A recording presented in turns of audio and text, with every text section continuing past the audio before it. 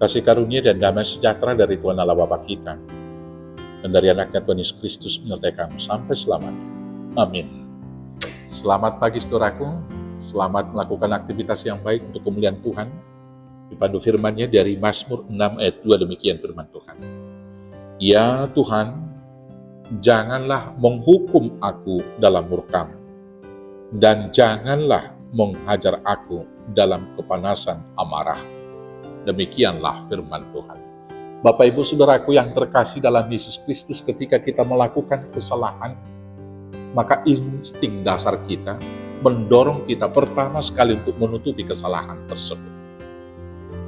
Menutupi kesalahan tersebut kita lakukan dengan berbohong. Dan ketika kita mencoba berbohong satu kali, akan diikuti dengan kebohongan yang berikut. Demikian seterusnya, maka hidup kita akan jatuh kepada kepalsuan penuh dengan kebohongan dan kebohongan. Padahal, sekuat apapun kita menutupi kesalahan dengan melakukan kebohongan-kebohongan, maka kebenaran itu pasti pada suatu saat mencari jalannya sendiri. Dan kebenaran itu akan terungkap. Dan selanjutnya, kebohongan itu akan ketahuan.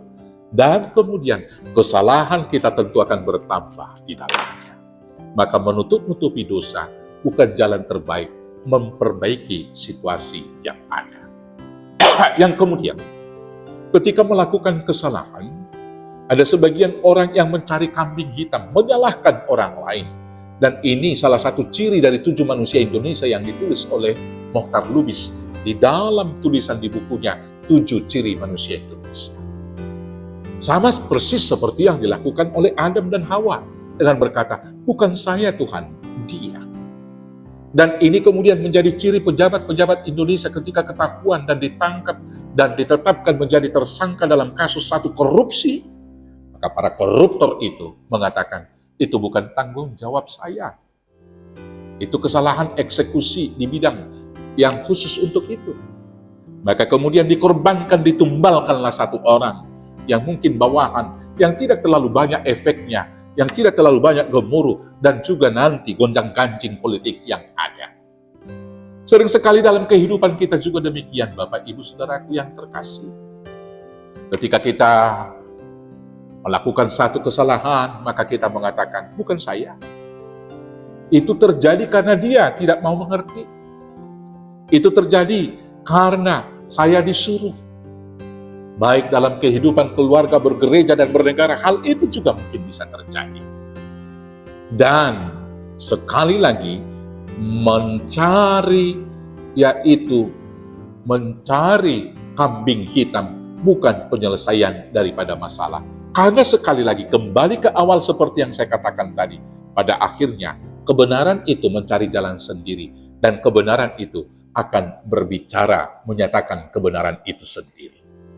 Yang kemudian saudaraku yang terkasih, ketika kita melakukan kesalahan, bisa saja kita menyalahkan waktu. Seandainya saya tidak ada waktu itu di sana, dan seandainya saya tidak ikut, tentu saya tidak akan ikut terlibat di dalamnya. Saya hanya di tempat yang salah, dalam waktu yang salah. Saudara-saudaraku, hal ini juga tidak akan dapat menutupi kebenaran, dan tidak akan dapat membenarkan kita yang ikut melakukan kesalahan tersebut.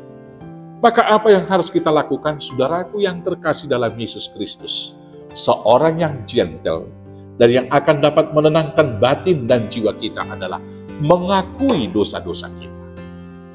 Dengan kita mengakui dosa-dosa kita, tentu itu harus lahir dari kerendahan hati.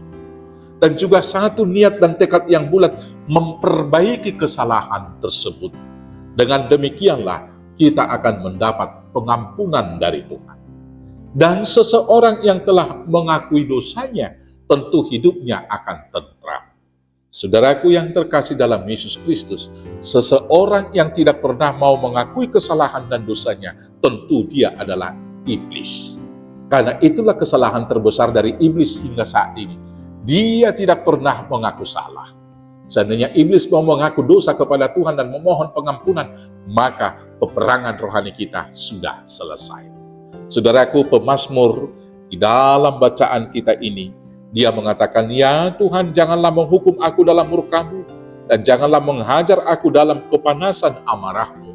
Dalam kalimat dua ini ada muatan dia mengakui kesalahan yang disertai permohonan supaya Tuhan jangan menghukum dia dalam murka-Nya.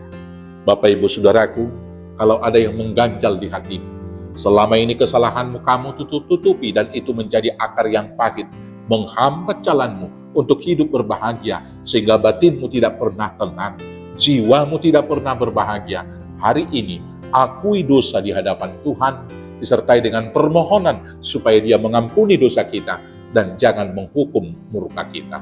Maka, apabila kita mengaku dosa-dosa kita di hadapan Tuhan, pasti Tuhan akan mengampuni. Karena Tuhan telah menganugerahkan anaknya. Dan firman Tuhan berkata, Tuhan tidak menginginkan kematian orang-orang fasik atau orang yang jahat. Tapi Tuhan senantiasa menginginkan dan menunggu orang-orang fasik dan orang berdosa itu berbalik, bertobat kembali kepada Tuhan, supaya beroleh hidup yang kekal. Akui dosa, bertobat, dan mohon pertolongan dari Tuhan. Maka Tuhan akan mengampuni, memberikan kebahagiaan, dan berkat melimpah. Tuhan Yesus memberkati. Amin. Kita bersatu dalam doa. Terima kasih Bapa yang baik. Banyak dosa yang kami lakukan. Ampuni kami dari dosa-dosa kami Bapa.